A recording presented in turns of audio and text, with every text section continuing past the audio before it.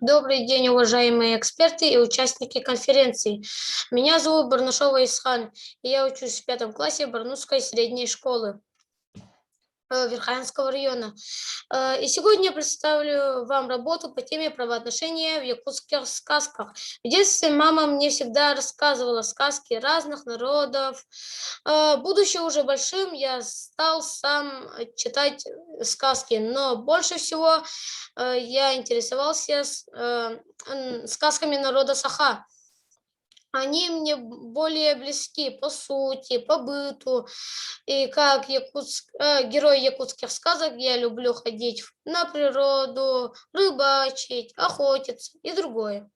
Когда я читаю сказки, всегда удивляюсь, какими же жестокими могут быть люди к отношению к природе, к животным и даже к удивлению к друг друге, и особенно к детям.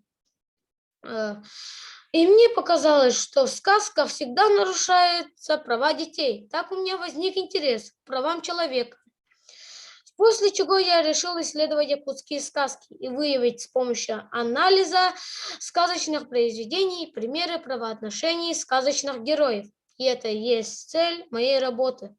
Так, гипотеза моей работы. В каждой сказке герои вступают в правовые отношения. В теоретической части мы выяснили, что правоотношения – это особая часть урегулированных правом общественных отношений, участники которых наделены субъективными правами и юридическими обязанностями. На примерах сказочных персонажей и их взаимоотношений мы раскрыли понятие их содержания, правоотношений, определили их признаки и виды, выяснили, кто является субъектом и объектом правоотношений, провели анализ якутских сказок на нарушение прав человека по статьям международных документов. Сейчас я вас ознакомлю с некоторыми сказками. Например, «Старуха Сютюкен». У нее ничего не было, только 10 самострелов.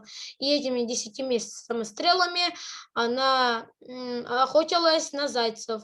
Когда она хотела поменять этих зайцев на теленка, но ей дали паршивого. Когда она возвращалась домой, то его ограбила Аламан-Мус. Здесь нарушены статьи Конституции Российской Федерации, статья 34. Не допускается экономическая деятельность, направление на монополизацию и недобросовестную конкуренцию.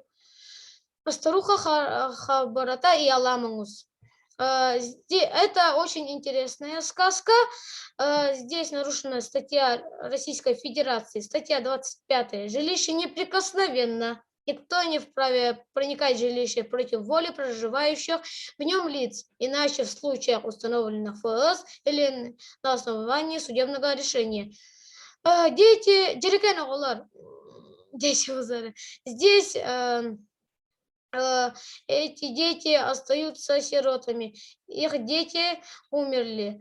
Ламус покушается на них. Здесь нарушена статья 38 и 39. Материнство и детство. Семья находится под защитой государства.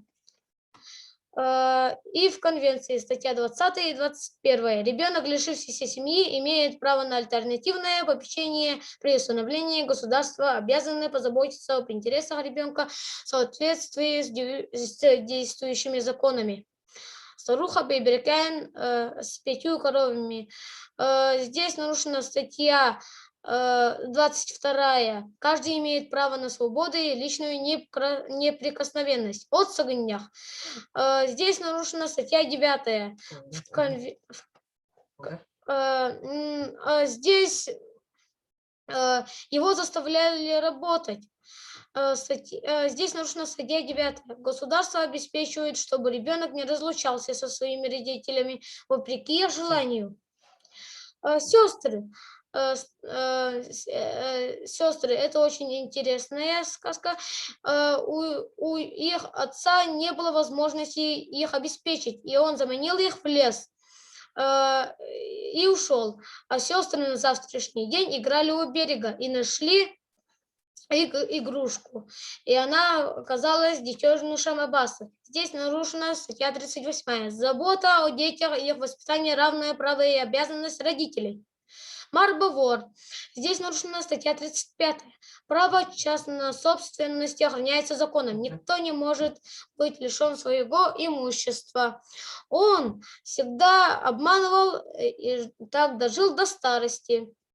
Старуха Хачагыр, да, это самая интересная сказка, которую я читал. Над ним покушался злой Костюкюнь. Он его бил, морочил голодом до убийства. Да. Здесь нарушена статья 20. Каждый имеет право на жизнь.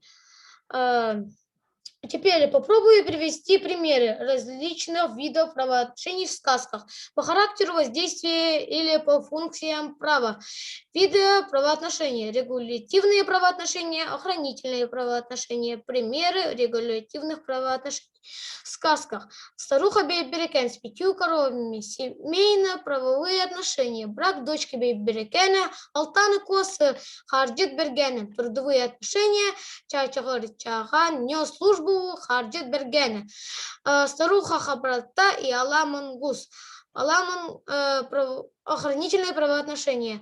Аламангус убит старухой Хабрата Мерсин в наказание за убийство ее детей. Лыбрда. Да.